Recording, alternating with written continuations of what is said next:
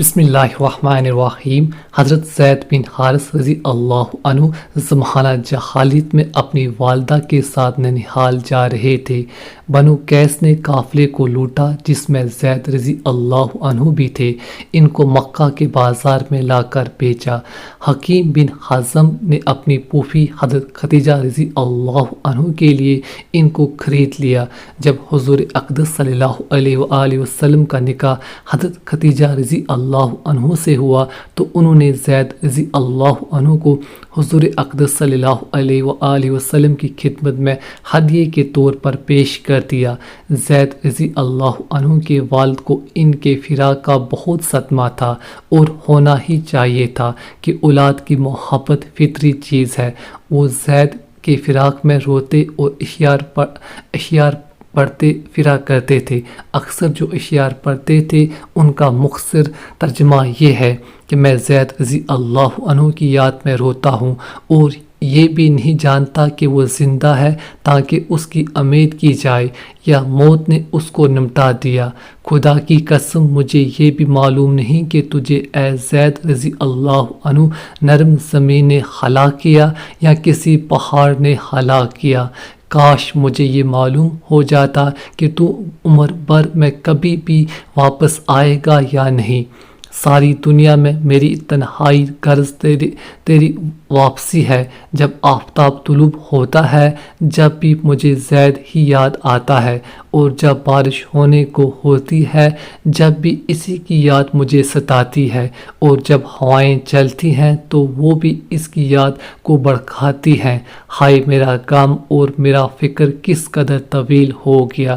میں اس کی تلاش اور کوشش میں ساری دنیا میں اونٹ کی تیز رفتاری کو کام میں لاؤں گا اور دنیا کا چکر لگانے سے نہیں اکتاؤں گا۔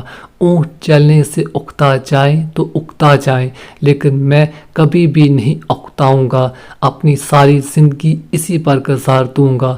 ہاں میری موت ہی آ گئی تو خیر کی موت ہر چیز کو فنا کر دینے والی ہے۔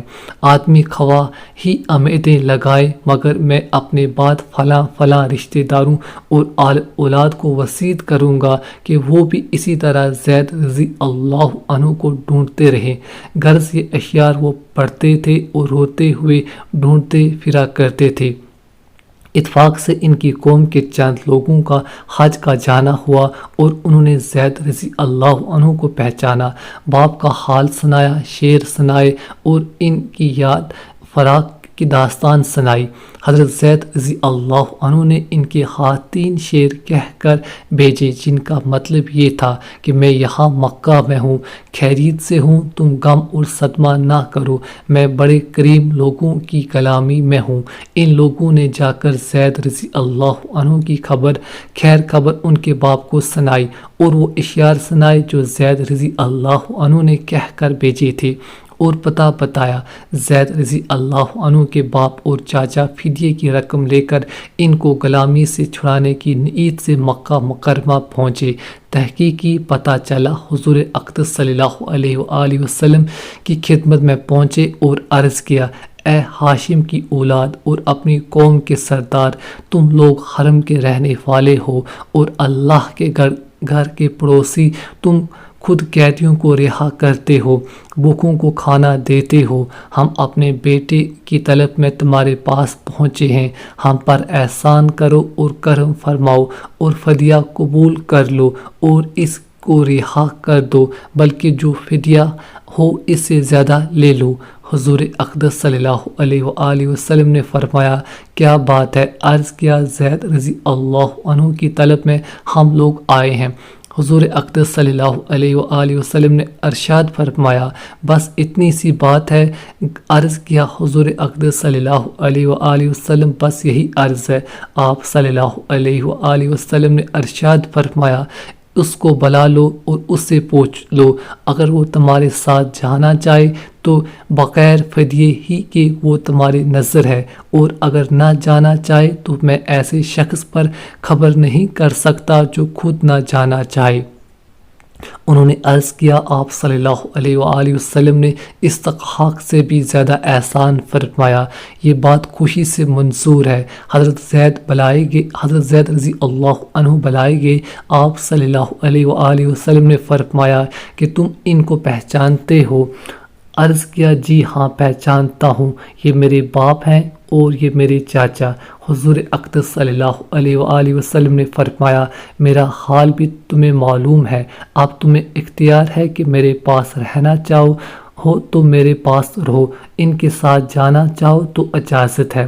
حضرت زید رضی اللہ عنہ نے عرض کیا حضور اقدس صلی اللہ علیہ وآلہ وسلم، میں آپ صلی اللہ علیہ وآلہ وسلم کے مقابلے میں بھلا کس کو پسند کر سکتا ہوں؟